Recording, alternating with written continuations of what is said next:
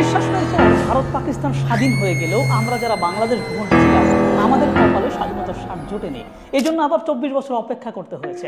পাঠ্য বই কিংবা পত্রপত্রিকায় আমরা এই প্রজন্মের মানুষরা এই পরবর্তী 24 বছরের যে ইতিহাস জেনেছি তাতে একজন মানুষকে আমরা খুব ভালো করে চিনি। তিনি বঙ্গবন্ধু শেখ মুজিবুর রহমান। সত্য কথা হচ্ছে, স্বাধীন বাংলাদেশ প্রতিষ্ঠার জন্য যে সংগ্রাম তাতে শেখ মুজিবের ভূমিকা অস্বীকার করার উপায় নেই।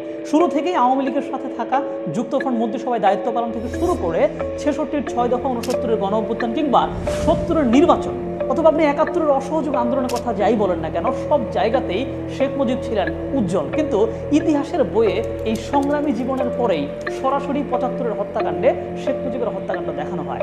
মানে শেখ মুজিবকে বিপ্লব বা আন্দোলনের নেতা হিসেবে উপস্থাপন করা হয়, কিন্তু দেশ স্বাধীনের পরে তিনি যে শাসক হয়ে রাষ্ট্র পরিচালনা করেছেন বেশ কিছুদিন, সেই সময়ের কাহিনী আমাদেরকে শোনানো হয় না। চলুন আজকে সেই শেখ মুজিবের শাসনামলের 1972 সাল থেকে 1975 সাল পর্যন্ত সময়টা নিয়ে কিছু জেনে নিই।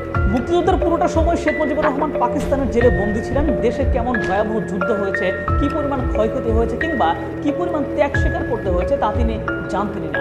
10ই জানুয়ারি 1972 24 বছরের শোষণ আর 9 মাসের যুদ্ধ শেষে সদ্য স্বাধীন বাংলাদেশে বঙ্গবন্ধু যখন ফিরে এলেন, দেশ তখন যুদ্ধ বিধ্বস্ত। বৈদেশিক রিজার্ভ নাই, প্রশাসনে পর্যাপ্ত লোক নাই, মানুষের ঘরে খাবার নাই, আইন শৃঙ্খলার উপর কার্যত কোনো নিয়ন্ত্রণ নাই। রিলেট করতে পারছেন? হ্যাঁ, যে কোনো বিপ্লবের পর সবগুলো নতুন সরকারের সামনে এই একই রকম চ্যালেঞ্জগুলো চলে আসে। তবে মানুষের মনে আশা ছিল, বঙ্গবন্ধুর প্রতি ভরসা ছিল। ঠিক এখন যেমন ডক্টর ইউনূস সরকারের প্রতি আমাদের একটা প্রত্যাশা রয়েছে। কিন্তু অনেকের মতেই শেখ মুজিবুর রহমান মানুষের সেই প্রত্যাশা পূরণ করতে চরমভাবে ব্যর্থ হয়েছেন। তার এই ব্যর্থতার মূল কারণ ছিল স্বজনপ্রীতি এবং ক্ষমতার প্রতি লোভ। চলুন একটি একটি করে ব্যাখ্যা করছি।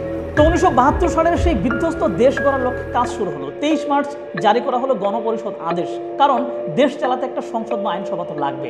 এই আদেশ বলে 1970-এর নির্বাচনে নির্বাচিত 469 জন জনপ্রতিনিধির মধ্য থেকে 403 জন সদস্য নিয়ে গণপরিষদ গঠিত হয়। সহজ ভাষায় সংসদ চালু হয়। এদিকে ডক্টর কামাল হোসেনের নেতৃত্বে 34 সদস্যের একটি কমিটি সংবিধানের খসড়া লিখতে শুরু করেন। মাত্র 8 মাসের মাথায় 4 নভেম্বর সেই সংবিধান সংসদে পাশ হয়। 16 ডিসেম্বর 1972 সাল থেকে কার্যকর হয় স্বাধীন বাংলাদেশের সংবিধান। এইটুকু খুবই সুন্দরভাবে চলেছে। 1973 সালের সংবিধান অনুযায়ী দেশের নির্বাচন অনুষ্ঠিত হয়। 7ই মার্চের সেই নির্বাচনের সময় রাষ্ট্র ক্ষমতায় ছিলেন শেখ মুজিবুর রহমান। তিনি নিজেও কিন্তু নির্বাচনে অংশ নিয়েছেন। নিয়ম অনুযায়ী নির্বাচনের প্রার্থী হিসেবে রাষ্ট্রীয় সম্পদ তিনি ব্যবহার করতে পারবেন না, কিন্তু আইন অমান্য করে রাষ্ট্রীয় হেলিকপ্টার তিনি নিজের নির্বাচনী কাজে ব্যবহার করলেন, পুরো দেশ চষে বেড়ালেন। নির্বাচনী প্রচারণায় এই অনৈতিক সুবিধা নিয়ে কিছু সমালোচনাও হলো, কিন্তু জনপ্রিয়তায় কিন্তু তীর ধরল না। তার নিজের জনপ্রিয়তা আর রাষ্ট্রীয় সম্পদ ব্যবহার করে বিপুল প্রচারণা খুবই কাজে দিচ্ছিল। যদিও স্বাধীনতা যুদ্ধে নেতৃত্ব দেওয়া দল হিসেবে নির্বাচনে তার নিজের এবং আওয়ামী লীগের বিজয় কিন্তু সুনিশ্চিত ছিল। মাত্র 3 বছর আগেই তাদেরকে জনগণ ভোট দিয়েছে, তো স্বাভাবিকভাবেই তিনি এবং তার দল বিজয়ী হবেন এইটা মোটামুটি সবাই জানতো। কিন্তু বঙ্গবন্ধু এবার শুধু বিজয়ে খুশি নন, তিনি চাইলেন ভূমিধস বিজয়, মানে সংসদে যাতে কোনো বিরোধী দল না থাকে এই লেভেলের বিজয়। এবং সেই ধারায় দেশ জুড়ে নির্বাচনে বেশ কারচুপি হলো। কথিত আছে স্থানীয় আওয়ামী লীগ নেতারা ভয় ভীতি দেখিয়ে অনেককেই নির্বাচনে আসতেই দেননি।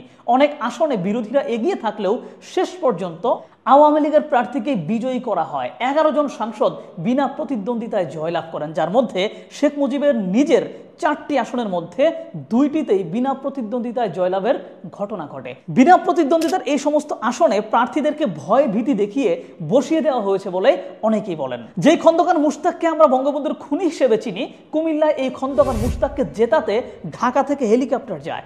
ভোটের বাক্স নিয়ে ঢাকা এসে গণনা করা হয় এবং ঢাকা থেকেই ফল ঘোষণা করা হয়। শুধু খন্দকার মুশতাক না, ওই সময় আওয়ামী লীগের হেভিওয়েট প্রায় অনেকগুলো নেতার আসনে এমন বিতর্কিত নানান ঘটনা ঘটে। অনেকেই বলেন যে স্বাধীন বাংলাদেশে এটাই ছিল ভোট ডাকাতির প্রথম ঘটনা।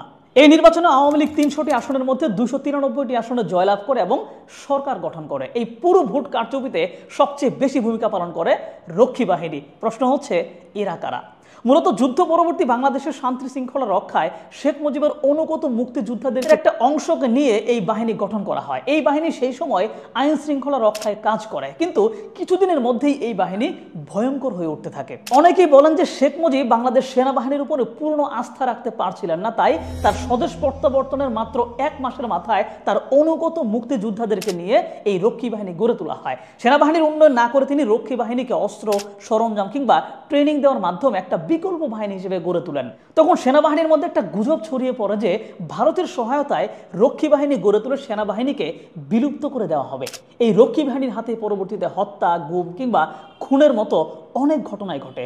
গত 10-15 বছরের শেখ হাসিনা যেমন পুলিশ বাহিনীকে তার রাজনৈতিক স্বার্থ হাসিলের জন্য ব্যবহার করেছেন, সেই সময় রক্ষী বাহিনীকেও বিরোধী মত দমন করতে ব্যবহার করা হয়। শেখ মুজিবের প্রধান রাজনৈতিক প্রতিদ্বন্দ্বী হয়ে ওঠা সিরাজ শিকদারকে হত্যার অভিযোগ রয়েছে এই রক্ষী বাহিনীর বিরুদ্ধে। আমরা অনেকেই জানি যে মুক্তিযুদ্ধের সর্বহারা পার্টি নামে যে গেরিলা অপারেশন ছিল সেইটার নেতৃত্ব দিয়েছিলেন সিরাজ শিকদার, এবং তিনি মনে করতেন বাংলাদেশ পাকিস্তানের উপনিবেশ থেকে মুক্ত হয়ে ভারতের নব্য উপনিবেশে পরিণত হচ্ছে। 16 ডিসেম্বর পাকিস্তান আমাদের মুক্তিযোদ্ধাদের পরিবর্তে ভারতীয় বাহিনী প্রধানের নিকট আত্মসমর্পণ করায় এইটাকে তিনি কালো দিন বলে মনে করতেন। 1973 এবং 1974 সালের এই 2 বছরে তিনি এই দিনে হরতাল পালন করেছেন। মৌলানা ভাসানী বিবৃতি দিয়ে এই হরতালকে সমর্থনও দিয়েছিলেন। তো এই ভারত এবং মুজিব বিরোধী মনোভাব সিরাজ শিকদারকে দিনে দিনে জনপ্রিয় করে তোলে, যেটাকে হুমকি হিসেবে দেখলেন শেখ মুজিবুর রহমান। 1975-এর 1 জানুয়ারি সিরাজ শিকদারকে চট্টগ্রাম থেকে গ্রেফতার করে ঢাকায় রক্ষী বাহিনীর হেডকোয়ার্টারে পাঠিয়ে দেয় পুলিশ। ধারণা করা হয় সেখানেই তাকে হত্যা করা হয়েছিল। কিন্তু পরের দিন 2রা জানুয়ারি পুলিশের বিশাল প্রেস নোটে বলা হয় দলীয় কর্মীদের গোপন আস্তানা দেখাতে পুলিশের সাথে যাওয়ার সময় সাভারের কাছাকাছি গিয়ে তিনি পুলিশ ভ্যান থেকে লাফিয়ে পালানোর চেষ্টা করেন এবং পলায়ন রোধ করতে পুলিশ গুলিবর্ষণ করে এবং তিনি মারা যান। মানে এখনকার সময় র্যাবের যে কথিত বন্দুক যুদ্ধ আছে না, ওইটার দুর্বল ভার্সন আর কি। তো এরকম শুধু সিরাজ শিকদার না, সর্বহারা পার্টি এবং জাসদের বহু নেতাকর্মীকে হত্যার দাগ লেগে আছে এই মুজিব অনুগত রক্ষী বাহিনীর হাতে। স্বাধীন বাংলাদেশের প্রথম ক্রস ফায়ারের পর শেখ মুজিবুর রহমান অধ্যত্ব নিয়ে সংসদে দাঁড়িয়ে বলেছিলেন, আজ কোথায় সিরাজ শিকদার? তো তারপরেও এই রক্ষী বাহিনীর অস্তিত্ব নিয়ে অনেকেই বলেন যে যুদ্ধ বিধ্বস্ত ওই সময়ে দেশের পরিস্থিতি সামাল দিতে ওই রকম একটা বাহিনীর দরকার ছিল। কেউ কেউ আবার এই বাহিনীর সাফাইও গান। সেক্ষেত্রে আরেক দলের প্রশ্ন, যেই প্রক্রিয়ায় রক্ষী বাহিনী গঠন করা হয়েছিল একই প্রক্রিয়ায় পুলিশ সংস্কার করলেই তো হয়ে যেত। সেসব না করে কেন একান্ত অনুগত আলাদা একটা সশস্ত্র বাহিনী গঠন করতে হবে? এটা তো আসলে গণতান্ত্রিক একজন নেতার আদর্শের সাথে একদমই বেমানান। যাই হোক, এভাবে রাজনৈতিক প্রতিপক্ষদের সরিয়ে দিয়ে দেশ এগিয়ে যাচ্ছিল একনায়কতন্ত্রের দিকে, আর সমাজতন্ত্রের দিকে তো দেশ মোটামুটি আগে থেকেই ঝুঁকেছিল। 1972 সালের 26 মার্চ সরকার 70টি পাটকল, 72টি টেক্সটাইল কারখানা, 3টি পেপার মিল, 17টি চিনিকল এবং 4টি প্রধান গ্যাস ক্ষেত্র সহ দেশের শিল্প সম্পদের 86% জাতীয়করণ করেছিলেন। সরকারের যুক্তি ছিল যে এগুলো চালানোর মতো ব্যক্তিকেন্দ্রিক সক্ষমতা নাই, তাই সরকারই এ সব কিছুর মালিক হবে। কিন্তু সরকারের এই সিদ্ধান্ত কাজ করেনি। কারখানাগুলো ঠিকঠাক রান হয়নি, উৎপাদন কমের দিকে যেতেই থাকে এবং সকল সম্পদের উপর রাষ্ট্রীয় মালিকানা, মানে তা কিন্তু সমাজতন্ত্রের দিকেই মূলত এগিয়ে যাওয়া। এমনিতে মুক্তিযুদ্ধে সমাজতান্ত্রিক রাশিয়া সহায়তা করেছে বলে যুক্তরাষ্ট্র কিন্তু স্বাধীন বাংলাদেশের প্রতি কিছুটা অখুশি ছিল। আবার এই যে নতুন দেশে সম্পদের রাষ্ট্রীয়করণের মাধ্যমে আরেক ধাপ সমাজতন্ত্রের দিকে এগিয়ে যাওয়ার ফলে পুঁজিবাদী আমেরিকার সাথে আওয়ামী লীগ সরকারের দূরত্ব বাড়ছিল। এই দূরত্ব ঘুচানোর জন্য কার্যকর ব্যবস্থা তখন নেওয়া হয়নি। তার উপর আবার বারবার সতর্ক করা সত্ত্বেও আমেরিকার স্যাংশন উপেক্ষা করে কিউবায় পাট রপ্তানি করে যাচ্ছিল বাংলাদেশ সরকার। এর প্রেক্ষিতে 1973-এর শেষ দিকে যুক্তরাষ্ট্র বাংলাদেশকে চাল অনুদান পাঠানো বন্ধ করে দেয়। মানে বুঝতে পারতেছেন, দেশ আগে থেকেই বলতে গেলে অর্থনৈতিকভাবে দেউলিয়া, নতুন ঋণ করার সক্ষমতা নাই, সোভিয়েত ইউনিয়ন গমের টাকা পায়, আবার এদিকে যুক্তরাষ্ট্র চাল অনুদান বন্ধ করে দিল। সো দেশে খাদ্য ঘাটতি বাড়তেই থাকলো। 1974 সালের জুন আগস্টে অভূতপূর্ব বন্যা এই খাদ্য সংকটটাকে আরও ত্বরান্বিত করে। ডিসেম্বরে আমন ধানের উৎপাদন ঘাটতি হয় প্রায় 7 লাখ টন। ধানের দাম 3 গুণ বেড়ে মন প্রতি 263 টাকা হয়ে যায়। সয়াবিন মন প্রতি 271 টাকা থেকে বেড়ে 518 টাকা হয়ে যায়। সরিষা 544 থেকে বেড়ে হয়ে যায় 1441 টাকা। যুদ্ধ বিধ্বস্ত দেশ এবারে পড়ে দুর্ভিক্ষে। সরকার বাধ্য হয় যুক্তরাষ্ট্রের সামনে নতি স্বীকার করতে। সমঝোতার পর অক্টোবরে যুক্তরাষ্ট্র আবার চাল অনুদান দেওয়ার গ্রিন সিগন্যাল দেয়। কিন্তু ততদিনে দুর্ভিক্ষের লাশের সারি দীর্ঘ হয়ে গেছে। তবে এই দুর্ভিক্ষ নিয়ে নোবেলজয়ী অর্থনীতিবিদ অমর্ত্য সেন এক গবেষণায় দেখিয়েছেন, এই দুর্ভিক্ষে খাদ্য উৎপাদন ঘাটতি কিংবা অনুদান আসা বন্ধের ব্যাপারটা প্রধান ভূমিকা রাখেনি, বরং মুজিব সরকারের চরম দুর্নীতি এবং অব্যবস্থাপনায় এই দুর্ভিক্ষ ডেকে এনেছিল। সে সময় শেখ কামালের বিরুদ্ধে ব্যাংক ডাকাতির অভিযোগ ওঠে এবং পুলিশ তার গাড়িকে ধাওয়া করে গুলি পর্যন্ত করেছিল। মানে স্বাধীনতা পরবর্তী সময়ে বঙ্গবন্ধু আসলে কি করলে অর্থনীতি স্থিতিশীল হবে সেসব নিয়ে কাজ না করে তিনি বরং রাজনৈতিকভাবে তার ক্ষমতা পাকাপোক্ত করার চিন্তায় বেশি মগ্ন ছিলেন। দেশের মানুষ যখন চরম দুর্ভিক্ষে, তখনও শেখ পরিবারের মানুষজন নিশ্চিন্তে আমোদ আহ্লাদ করে গিয়েছে বলে বিভিন্ন বইয়ে জানা যায়। তো শেখ মুজিবুর রহমানের আর একটা বড় ভুল ছিল যুদ্ধ পরবর্তী সময়ে প্রকৃত দেশপ্রেমিক নেতাকে চিনতে ভুল করা। তাজউদ্দিন আহমেদ যুদ্ধ পরিচালনায় ব্যাপক ভূমিকা রাখেন এবং যুদ্ধকালে দেশের প্রধানমন্ত্রীর দায়িত্ব পালন করেন। সেই সময় তাজউদ্দিনের সিদ্ধান্তগুলোর বিরোধিতা করেছিল যুবলীগের লোকজন। যুদ্ধের পরে তাজউদ্দিনের কাছে শেখ মুজিব শুনতেই চাননি যে আসলে কি হয়েছিল, অথচ শেখ মুজিবকে জীবিত ফেরত আনার জন্য তাজউদ্দিন আহমেদ কাজ করেছিলেন। এবং যুদ্ধের পরে অন্যান্য নেতারা শেখ মুজিবের কাছে তাজউদ্দিনের নামে নানান ভুল তথ্য দিয়ে আসলেও তা নিয়ে শেখ মুজিব তেমন কিছুই করেনি। তাজউদ্দিন আহমেদ প্রকাশ্যে শেখ মুজিবুর রহমানের স্বজনপ্রীতির সমালোচনা করেন, যুদ্ধাপরাধীদের সাধারণ ক্ষমা ঘোষণার বিরোধিতা করেন, যেগুলো শেখ মুজিবের আসলে ভালো লাগতো না। তিনি চাইতেন এমন মানুষ যে শুধু তার কথা সমর্থন করে যাবে। এর সাথে যুক্ত হয় তাজউদ্দিনের পশ্চিমা বিরোধিতা। যখন দুর্ভিক্ষ সামাল দিতে পশ্চিমাদের সহায়তা দরকার, তখন পশ্চিমারা সহায়তা করার পূর্বে শেখ মুজিবের মন্ত্রিসভায় পরিবর্তন আনার কথা বলেছিলেন। তখন তাজউদ্দিনকে বলির পাঠা বানিয়ে শেখ মুজিব তাকে পদত্যাগ করতে বাধ্য করেন। অর্থ সহ 4 মন্ত্রণালয় থেকে তাজউদ্দিন ইস্তফা দিলেন। ঐতিহাসিক চরমপত্রের রচয়িতা এবং পাঠক এমান আখতার মুকুল তাজউদ্দিনের পদত্যাগ সম্পর্কে লিখেছেন, মন্ত্রিসভা থেকে তাজউদ্দিন বিদায় নিলেন, মনে হলো বঙ্গবন্ধুর কোমর থেকে শানিত তরবারি অদৃশ্য হয়ে গেল। আর এরপরেই শেখ মুজিবকে ঘিরে ধরে সব দুধের মাছিরা। শেখ মুজিব নিজের অজান্তেই এদের আশকারা দিতে থাকেন, কারণ এরা তাজউদ্দিনের মতো দ্বিমত পোষণ করে না, ভাসানীর মতো পরামর্শ পাঠায় না, জাসদের মতো বিরোধিতাও করে না। শেখ মুজিবের সব আদেশ শিরোধার্য হিসেবে মেনে নেয়। এমনই এক দুধের মাছি গোলাম মুস্তফা। এক বিয়ের অনুষ্ঠানে গাজী গোলাম মুস্তফার ছেলে মেজর ডালিমের স্ত্রীকে উত্ত্যক্ত করে। যথারীতি ডালিম প্রতিবাদ করেন এবং এই ঘটনাকে ঘিরে মেজর ডালিমকে তার স্ত্রী সহ তুলে নিয়ে যাওয়া হয় ধানমন্ডির 32 নম্বর বাড়িতে। এদিকে মেজর ডালিম এবং তার স্ত্রীকে অপহরণের খবর ছড়িয়ে পড়লে বজলুল হুদা সহ সেনাবাহিনীর কতিপয় সদস্য গোলাম মুস্তফার বাসা ভাঙচুর করে। আর এই পুরো ঘটনার বিচার হিসেবে শেখ মুজিবের নির্দেশে বজলুল হুদা, মেজর ডালিম সহ এই সেনাদের সেনাবাহিনী থেকে ডিকমিশন করা হয়। এই ছিল শেখ মুজিবের বিচার ব্যবস্থা। আর এই ডিকমিশন অফিসাররাই কিন্তু পরবর্তীতে 15 আগস্টের হত্যাকাণ্ডের নেতৃত্ব দিয়েছিল।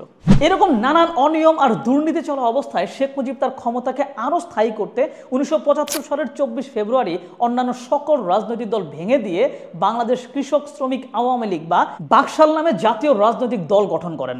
নিষিদ্ধ হয় আওয়ামী লীগ নিজেও। গণতন্ত্রের জন্য লড়াই করে স্বাধীন বাংলাদেশে একদলীয় শাসন শুরু হয়। সাম্প্রতিক সময়ে কেউ কেউ এই বাকশাল গঠনটাকে পজিটিভলি ব্যাখ্যা করেন, কিন্তু ওই সময়ের প্রেক্ষাপটে এইটা কিন্তু চাইনিজ কমিউনিস্ট পার্টির মতো একদলীয় গণতন্ত্র ছিল না। চাইনিজ কমিউনিস্ট পার্টির ভেতরে নির্বাচন হয়, রুট লেভেল থেকে নির্বাচিত হতে হতে সর্বশেষ টপ লেভেলের নেতারা ভোট দিয়ে প্রেসিডেন্ট বানায়। কিন্তু বাকশালে বঙ্গবন্ধু নিজেই চেয়ারম্যান ছিলেন, কারো ভোটের দরকার এখানে ছিল না, যেটা একনায়কতান্ত্রিক একটা শাসনের ইঙ্গিত দিচ্ছিল। বাকশাল কার্যকর হওয়ার কথা ছিল 1 সেপ্টেম্বর থেকে, সেই মোতাবেক চলছিল প্রস্তুতি। দেশ জুড়ে রক্ষী বাহিনী ব্যাপকভাবে এই নিয়ে কাজ করছিলেন। 4টি পত্রিকা ছাড়া সমস্ত পত্রিকা নিষিদ্ধ করা হয়। দেশে কোনো বিরোধী দলও ছিল না। ক্ষমতার একক কেন্দ্রে চলে যান শেখ মুজিবুর রহমান। কিন্তু নতুন এই ব্যবস্থা জনমনে আশা জাগাতে পারেনি। রাষ্ট্রবিজ্ঞানী অধ্যাপক দিলারা চৌধুরী বিবিসিকে বলেন, মূলত এই বাকশালের আদর্শের ভিত্তিটা অত্যন্ত দুর্বল ছিল, কারণ বাকশালের মতো একটা ওয়ান পার্টি স্টেট করতে হলে সেই পার্টিটার গ্রামগঞ্জ সর্বত্র জায়গায় একেবারে কমিউনিস্ট পার্টির মতো মানুষের মাঝে ঢুকে যেতে হবে। আদর্শের ভিত্তিটাকে একেবারে স্ট্রং করে নিয়ে আসতে হবে গ্রাসরুট লেভেল থেকে। সেই ভিত্তিটা তো ছিলই না, সেই জন্য জনগণের মধ্যে অসন্তুষ্টি দেখা দিয়েছিল। আর এই জনগণের অসন্তুষ্টির সাথে সেনা সদস্যদের মধ্যেও অসন্তুষ্টি দেখা দেয়। এক দলের শাসনে কতটা ভয়ঙ্কর পরিস্থিতি হতে পারে তা আন্দাজ করতে পেরেছিলেন অনেকেই, কারণ আগে থেকেই শেখ পরিবার এবং তাদের ছত্রছায়ায় থাকা মানুষজনের অত্যাচার এবং লুটপাট শুরু হয়েছিল। বাকশাল কায়েম হলে তা আরও বাড়ত। এজন্য একদল সেনা অফিসার শেখ মুজিবকে হত্যার পরিকল্পনা করেন। তারা 32 নম্বর বাড়িটি ঘেরাও করলেন, আর শেখ মুজিব একে একে তার সকল দুধের মাছিদেরকে কল দিলেন। কেউ পালিয়ে যেতে বললেন, কেউ দেখছি বলে কিছুই করলেন না, আবার কেউ কেউ ফোনই তুললেন না। দেশের রাষ্ট্রপতি হয়েও বড় একা, বড় অসহায়ত্ব অনুভব করলেন তিনি। মজার ব্যাপার হচ্ছে যে ডালিমকে ঘিরে সেনা সদস্যদের ডিকমিশন, ক্ষোভ আর শেষমেশ এই শেখ মুজিবকে হত্যা পরিকল্পনা, সেই মেজর ডালিম কিন্তু সেখানে ছিলেন না। তিনি হত্যাকাণ্ডে নেতৃত্ব দিতে মূলত অস্বীকার করেন করেন, ফলে তাকে পাঠানো হয় অভ্যুত্থানের বাকি অংশ সামলাতে। মেজর ডালিম বাংলাদেশ বেতারের নিয়ন্ত্রণ নেন এবং একটি ঘোষণা দেন যে আমি মেজর ডালিম বলছি, শেখ মুজিবকে হত্যা করা হয়েছে, খন্দকার মুশতাক আহমদের নেতৃত্বে সেনাবাহিনী ক্ষমতা দখল করেছে, কারফিউ জারি করা হয়েছে। তো বুঝতেই পারলেন যে সংগ্রামে নেতৃত্ব দেওয়া বঙ্গবন্ধু শেখ মুজিবুর রহমান যতটা জনপ্রিয় ছিলেন, তিনি শাসক হিসেবে ততটাই ব্যর্থ হয়েছেন এবং তিনি যেই সমস্ত উদ্যোগ গ্রহণ করেছিলেন সবগুলি মূলত ব্যর্থতায় পর্যবসিত হয়েছে। এবং তিনি তার ক্ষমতাকে আগলে রাখার জন্য, ক্ষমতাকে ধরে রাখার জন্য তিনি স্বজনপ্রীতির আশ্রয় নিয়েছিলেন এবং বহু অনৈতিক কাজও তিনি করেছিলেন, যেই ব্যাপারগুলো আসলে মানুষের ভিতরে একটা অসন্তুষ্টি গড়ে তোলে, যেখান থেকে তাকে হত্যা করা হয়। তো এই যে শেখ মুজিবকে হত্যায় নেতৃত্ব দেওয়া মেজর ফারুক এবং মেজর রশিদ এই হত্যাকাণ্ড সম্পর্কে বলেছিলেন যে সে সময় শেখ মুজিব এমন অবস্থায় চলে যাচ্ছিলেন, তাকে হত্যা করা ছাড়া আসলে আর কোনো উপায় ছিল না। যাই হোক, অস্থির বাংলাদেশ আরো অস্থির হয়ে ওঠে এই হত্যাকাণ্ডের মধ্য দিয়ে এবং পরের 15 বছরের অস্থিরতার বীজ বপন হয়, আর পরিবার সমেত শেখ মুজিবুর রহমানের নিথর দেহ পড়ে থাকে বাড়ির সিঁড়িতে। তো আজকে আমরা মূলত বঙ্গবন্ধুর সময়কার যে 3-4 বছরের শাসন, সেটা সম্পর্কে মোটামুটি একটা ধারণা লাভ করলাম। এই ব্যাপারগুলো জানার জন্য আপনাদের অনেক বই পড়া লাগবে, কারণ অনেক কিছু জানার আছে। আমি যতটুকু জেনেছিলাম সেটি আপনাদেরকে জানাইলাম এবং এর পরের ভিডিওতে আমরা এই 75 সাল থেকে শুরু করে 1981 সাল পর্যন্ত আরেকজন নেতা জিয়াউর রহমানের শাসন আমল সম্পর্কে জানবো। তো সে পর্যন্ত সাথে থাকবেন, ভালো থাকবেন, দেখা হচ্ছে পরের ভিডিওতে।